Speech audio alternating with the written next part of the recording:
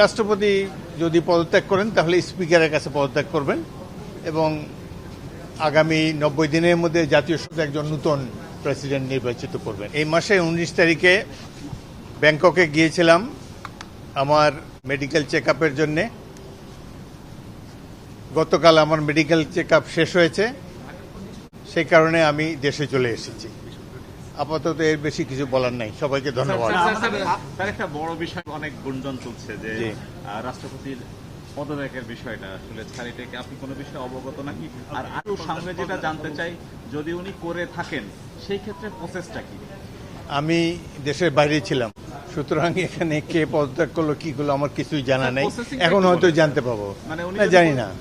যদি রাষ্ট্রপতি যদি পদত্যাগ করেন তাহলে স্পিকারের কাছে পদত্যাগ করবেন এবং আগামী দিনের মধ্যে জাতীয় সংসদ একজন নতুন প্রেসিডেন্ট নির্বাচিত করবেন। এই হলো সংবিধানের পজিশন।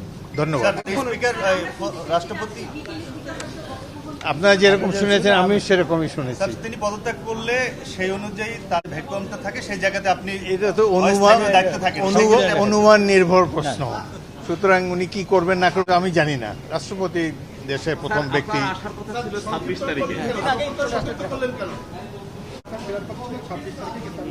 জি, আমার একটু ব্যক্তিগত কাজ আছে। রাষ্ট্রপতি পদত্যাগ কালকে করলে আমার মেডিকেল চেক আপ যেহেতু শেষ হয়েছে সেই জন্যই আমি এসেছি। রাষ্ট্রপতি পদত্যাগ করলে তো দায়িত্ব আপনার উপরেই পড়বে সংবিধান অনুযায়ী।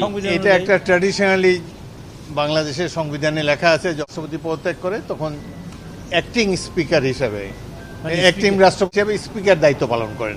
বাট মূল রাষ্ট্রপতি নির্বাচন জাতীয় সংসদ সেটা 3 মাসের মধ্যে করতে হয়।